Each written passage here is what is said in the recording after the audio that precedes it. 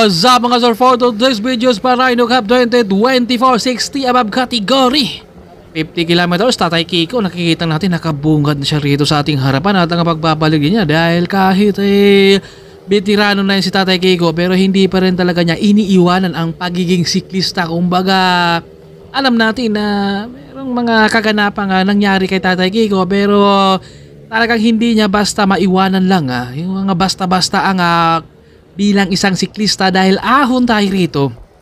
Meron na tayong mga nakikitang kumakalas. Grabe yung aggressive dito ni Tatay Kiko. Parang sabik na sabik siya dito sa kanyang pagbabalik at nandito rin si Cavendish ng Pilipinas. Once bumagat na sa harapan. Meron tayong dalawang team excellent noodles nandito sa ating harapan ngayon at maraming salamat rin. At Sir Alex bilang ng Team Excellent Noodles, yung mana si Rice, lahat ng buong Team Excellent Noodles at nandito rin si Idol Grego Bolinas. Ayun nga lang, medyo hindi siya pinapalaro dito dahil alam natin na si Idol Grego Bolinas ay kahit one league yan pero napakalakas din at Cavendish ng Pilipinas nasa likuran at dito napuputol na yung ating peloton rito dahil sa ahon doon talaga sila magkakahiwalay rito dahil meron tayong mga malalakas pa rin talaga kahit mga 60 above category na to at hindi pa wawala itong dalawang mga Team Excellent doon sa harapan Lagi silang nakabungad dito sa harapan para kapag may tatakas dyan sila naman ang maghahabol dito pero pwede rin itong dalawang Team Excellent Dodos dito. Tatay Kiko umangat na naman sa ahon kanina pa na gustong lalabas dito at inaangatan ni Tatay Kiko. Walang humahabol sa harapan kaya nang yung nandito sa likuran siya yung lumabas dito dahil na baka napagod pa yung nasa harapan ng peloton kaya galing sa likuran yung humabol at nag-jump. Ito tatlo na yung ating nasa harapan at Juancho bumagat ang humatak ng dahan-dahan rito. Meron na siyang kakampi nasa harapan pero ito ay tinatrangkuhan ng dahan-dahan rito dahil naiwanan siya rito. Hindi pwedeng mananatili yan si Juancho dyan sa peloton dahil may ensayo yan kung mga sikretong.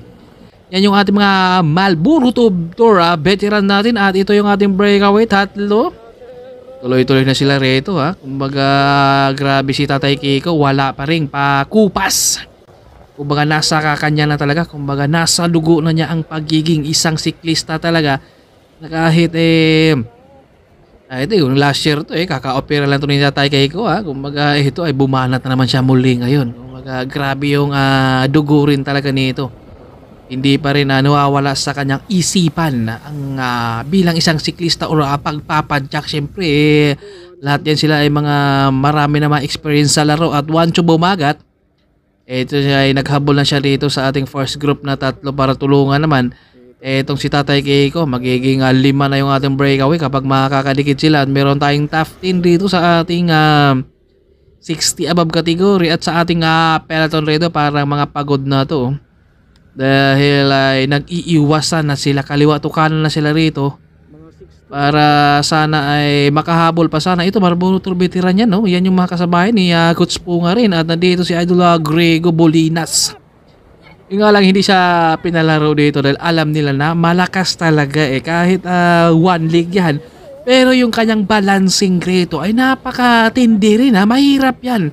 Kapag hindi ka sanay si White Mix nga 10 nga lang yung maintain ito to talagang sumasabayan siya sa mga malakas din. Kumbaga nasasanay. Ito kaya narito lang muna sa likuran. Kumbaga sabit-sabit lang muna siya rito. Dahil hindi siya pinalaro dito sa ating 60 above dahil kapag nakakita ng bintayan lalabas at lalabas talaga yan. Kumbaga hindi pwede rin mananatili sa ating peloton, tatakas talaga yan at meron tayong 5 breakaway na dahil dumikit na ilang Juancho bumagat doon at ito naman yung ating peloton wala nang gustong humabol rito dahil syempre kumbaga nag-aantayan din yan sila kapag may hahatag doon kung sakaling makakadikit sila naman ang re-remate. May sumubok dito sa ating harapan, dalawa rin kasama niya na Team Dandex pero makunat din yung ahon nila dito at malakas din ang hangin at tuloy-tuloy na yung ating 5 breakaway dito. Magkasunod ang mga magkakampi pero magkaagwat sila dito sa kanilang breakaway Parang hindi sila magkakasundo muna dito Kumbaga nag-iisip na siguro sila ng kailangan muna nating mag-recover muna dahil hindi na yan sila madalas mag-iinsayo. Kumbaga dito na yan sa ating karera yan, nag-iinsayo at ito nag-iiwasan na yung ating peloton rito. Wala nang gustong humabol, nagkakatinginan sila kung sino ang habol, may lumabas rin. Kapag lalabas ka rin dyan, susundan ka ng grupo din, mapapagod ka rin. At Cavendish ng Pilipinas, 45. KPH ang maintain niya rito, matulin ha, veteranong ito si Cavendish ng Pilipinas. Habol siya rito dahil naiwanan siya at kita nyo naman yung mga diinan rito. Cavendish ng Pilipinas, 45 kps, matulin pa rin yan. Pero naiwan siya rito, 45 na yung takbo niya. Pero naiwan pa siya dito. Ano na lang kaya yung mga nasa harapan talaga? Matulin talaga. Kahit mga veterano to, hindi ito, grabe, pigil hininga rin siya rito.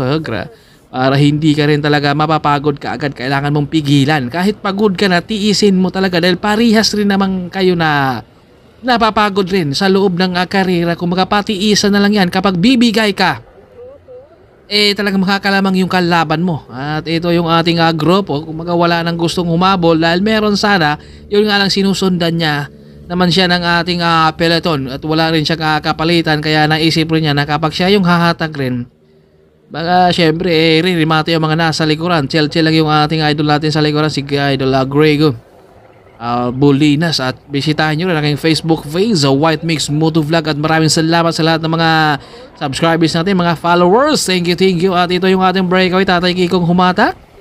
Nasa likod itong si Wancho bumagat. Yan yung ating mga Marlboro Tour veteran na mga matindi ha. Yun nga lang ang hindi pa uso yung video nun, kumbaga radyo pa yun. At dito kay talagang matindi yung ating mga galawan, kahit mga veterano pa to ha. Dahil marami na itong mga experience, sila yung mga may kakayahan talagang umanay kahit mga veterano to. Kumbaga mahabang pangtiis na yan sila. Kumbaga simula noon at hanggang ngayon ito pa rin yung mga magkakalaban. Pagbalik nito ay last lap, ito tuloy-tuloy na yung ating lima rin dito. At lumipat na sa likod itong si Tatay Kiko at ito si Wancho bumangat ay pangalawa rin siya rito. Mga nag-iipunan na silang lakas dito. Kumbaga rimatihan tayo, pamaya yung ating peloton, wala nang gustong humabol. Kaya malayo na rin sila. Kumbaga hindi na natin natatanaw na rito, pero nandito pa rin yun sa may bypass ng Pangasinan. Ordanita at andyan naman si Wancho bumangat ang humatak. Lipat naman dito si Tatay Kiko ang nasa likuran. Parang ito ata si Tatay Kiko ang rimati mamaya dahil yung kanyang kakampi ang humatak. Ito yung tatlo nasa gitna. Kumbaga dito natin masusubukan mamaya dahil magandang rimatihan ang abangan natin rito. Dahil meron tayong top 10 rito at 5 sila rito sa ating breakaway. Kaya nandun rin sa ating peloton rin yung ating 5. Ito may pumalit na sa harapan. Ang ganda yung mga bike talaga. Kung makikita natin rito, kahit mga bihira lang to sila mag-iinsayo, pero yung diin nila, yung lakas nandyan pa rin. Medyo nababawasan lang ng konti at yung peloton natin, wala nang gustong humabol dito. Kumbaga nag-aantay na lang talaga sila rito ng rimatihan at tuloy-tuloy na yung ating 5 breakaway rito. Si Tatay Kiko dito, kaya niyang rumimati na para nakakaramdam na siya ng drogi rin. Dahil ahon rin ito yung ating peloton. Kumbaga mahirap na itong makadikit rito dahil nandyan na sa gitna si Idol Grego Bulinas. Sayang hindi siya pinalaro dito sa ating 60 above dahil alam nila na malakas pa rin talaga si Idol rito sa mga 60 above.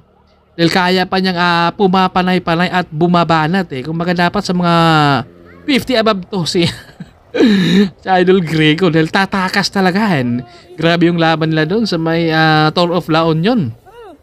Talagang si Idol Grego banat ng banat. Talagang hindi rin siya pinapakawalan. At si Tatay Kikong humatak rito. Magkasunod ang mga magkakampi rito. Yung mga nasa likod nito ang maririmati mamaya dahil excellent noodles ang nasa harapan. Dito nag-iipunan na sila ng lakas dito. Tatay Kikong humatak. Yung mga nasa likod nakakambyo na rito. Handa ng kremate rito. Yung mga nasa likuran ay nag-aabang tinatansya at dahan-dahang umaagwat itong si Tatay Kiko na parang walang nangyari. Kung magpasimple lang siyang umagwat ng dahan-dahan rito. Pero syempre papayag kaya sila dito. Ito may humabol kaagad. Pasimple na sana siyang umagwat ng dahan-dahan. Yun nga lang, syempre, hindi rin na pwedeng pakawalan ng basta yan. Dahil remat yan. Kumbaga, tiis kung tiis tayo rito. Sabi nila dahil nag-iipon na ng lakas, Tatay Kikong humatak. Wancho ang nasa likuran. Tinahandahan rito ni Tatay Kiko. Kaya pa kayang rumimate rito na siyang humatak at lumikod na yung kanyang kakampi. Ito ang re-respect Si Juancho Bumaga, Tatay Kiko ang humatak dito sa kanilang matihan dahil last lap tayo, nag-iipon rito, 35, nakapigaan na to. Kung mga nakasagad na yung mga kampiyon nila rito dahil si Juancho dito hindi rin pwede magpapatalo yan. Tatay Kiko ang humatak sa harapan. Tinatansya na lang rito yung kanilang finish line dahil mga veterano na to. Ito umaangat na yung nasa harapan at naiwan dito si Tatay Kiko. Juancho Bumaga tumahabol rin dito, pumapanay-panay rin. Dapang-dapa na dito si Tatay Kiko at naiwan rin dito si Juancho Bumaga at kaya humahabol din siya rito sa likuran. Tatay Kiko, naiwanan siya rito dahil siyang humatak rito, humahabol si Juancho rito at umaagwat na yung ating dalawa. Grabe yung ating mga veterano. Wala pa rin kupas dito at umaagwat, humahabol. Napatan yung dalawa sa likuran din, oh. Patiisan din sila rito at pang-apat dyan si Juancho Bumaga at pang-lima natin dyan si Tatay Kiko. Ito yung ating apat, patiisan sila dito. Nakaupo na lang sila dito dahil mga droge na rin talaga yan. Kung mga sa 50 kilometers, medyo pagod ka talaga niyan. Ito, umaagot yung ating dalawa at Juancho rin dito, humahabol dito na nakaupo lang at patiisan din talaga silang dalawa rin dito sa likuran. Ang tindi ng ating laban, bike throughhan pa sana, pero pang-apat dyan si Juancho. Pang-lima natin dyan si Tatay Kiko. Primatihan dito, ito yung ating pang-anim, pang-pito. Ito, drogihan talaga to rito. Grabe yung ating mga veterano, mga malalakas pa rin, hindi pa rin natin kaya yan. Congrats sa lahat ng mga nanalo!